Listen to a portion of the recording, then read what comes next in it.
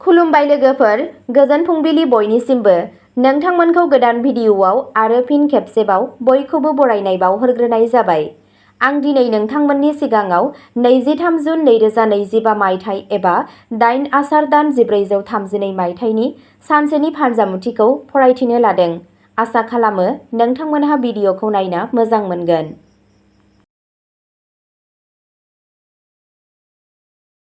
मेष राशि। गारि सालायनाय समाव सांग्रां जा। जुनियायै जुदि नोंथाङा मोनायाव दावबायगासिनो दंब्ला, अनुमान खालामनाया खहा गोनां जानो हागौ। बेनिखायनो जायखिजाया रां थिसननाय समाव जोबोद सांग्रां जा। नखरनि सोद्रोमाफोरनि गोनांथिफोरखौ गोनांथि हो। बिसोरनि खुसि आरो दुखुआव बाहागो लागिरि जा। बेनिखाय बिसोरो मोनदांनो हायो दि नोंथाङा थारैनो बिसोरखौ जोथोन लायो। बबेखानि, रमान्स, आउटिं आरो पार्टिफोरा गोसो गुदुं जानो हागौ।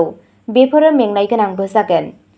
दिनैनि साना नोंथांनि थाखाय समाजारि सावरायनायजों बुंफबनाय मोनसे जोबोद सांग्रां सान जागोन। मानसिफ्रा नोंथांनि बिबुंथिखौ नागिरगोन आरो नोंथाङा जा बुंगोन बेखौ बारा सानालासे लानाय जागोन। जेंनाफोरखौ गोख्रैनो सुस्रांनो हानाय नोंथांनि गोहोआ नोंथांखौ जुनिया सिनायथि मोनगोन। नोंथांनि दिनैनि खाफालगोनां दिगआ जादों सोनाब, खाफालगोनां अनजिमाया जादों 6 आरो खाफालगोनां गाबआ जादों मैनि गाब। वृषभ राशि। दिनैनि साना मोजां जानो थांगासिनो दं। नोंथाङा नोंथांनि दिन्थिफुंनायनि थाखाय नोंथांनि बसनिफ्राय मदद मोनगोन।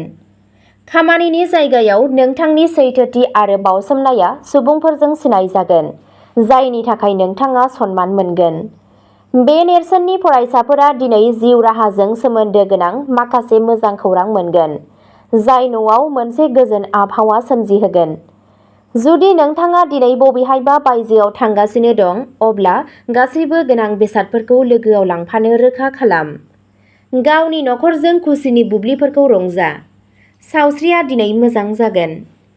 नोंथांनि दिनैनि खाफालगोनां दिगआ जादों खोला, खाफालगोनां अनजिमाया जादों 4 आरो खाफालगोनां गाबआ जादों गोजा गाब। मिथुन राशि।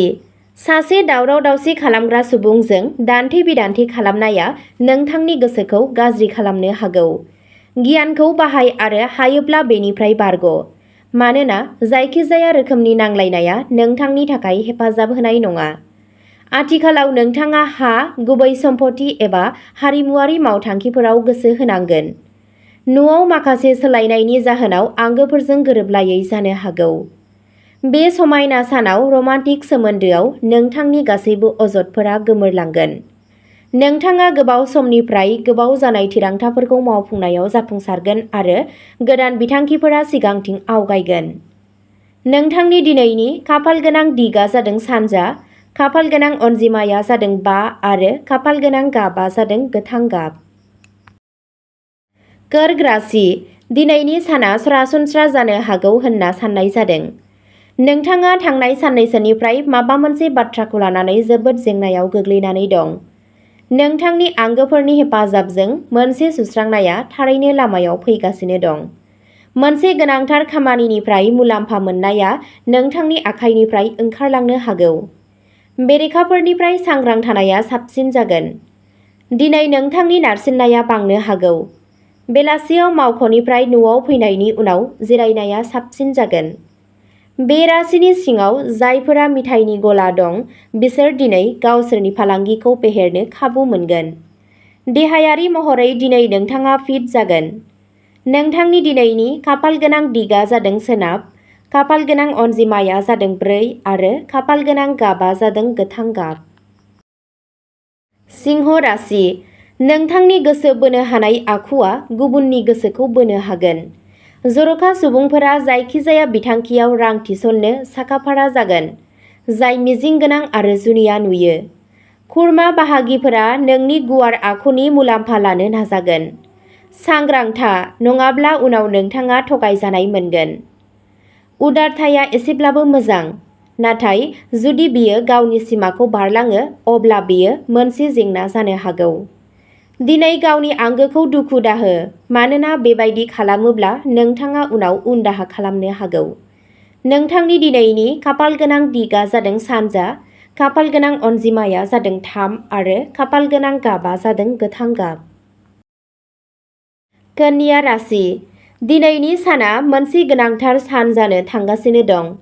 दिनै नोंथाङा माखासे गोदान मुवाफोर सोलोंनांगोन मानोना नोंथाङा जाय खामानिखौ नेवसिगासिनो दं बेनिफ्राय बांसिन मुलाम्फा मोनगोन। नोंथांनि खामानिनि जायगायाव एसे बांसिन मोगथाङारि जानो नाजा। बेयो सुबुंफोरनि सायाव मोजां गोहोम खोख्लैगोन। बे राशिफोरनि गेजेराव जाय उखिल बिसोरो दिनै मोनसे गिदिर केसआव देरहानो हागौ जाय नोंथांनो गोबां राङारि मुलाम्फाबो लाबोगोन। सावस्रिया दिनै जोबोद मोजां जागोन।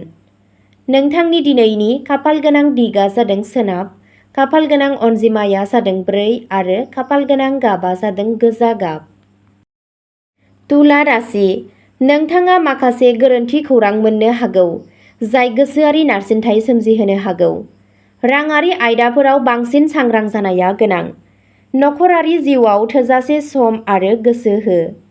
मावख'आव बांद्राय सम हगारनाया नखरारि बिथिङाव जेंना सोमजिहोनो हागौ। नोंथांनि नखरखौ बेखौ हमदांनो हो दि नोंथाङा बिसोरखौ जोथोन लायो।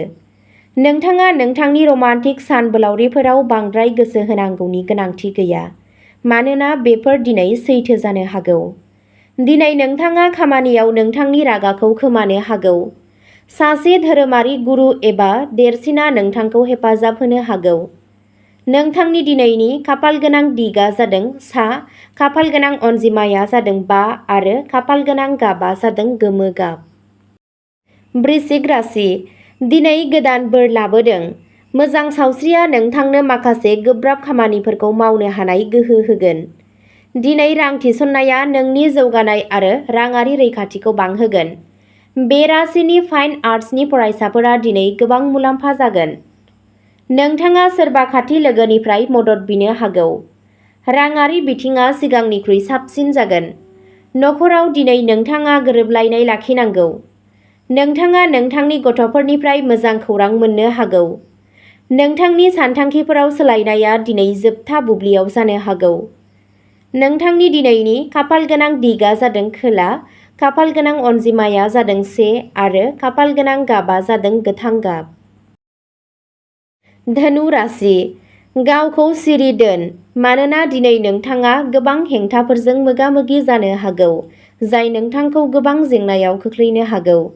जुनियायै नोंथांनि रागाखौ दबथायना दोन मानोना बेयो दसे समनि थाखाय एसे मेगननि अनगा जेबो नङा। उफ्रा आयनि थाखाय नोंथांनि सोरजिलु सानस्रिफोरनि सायाव सोनार।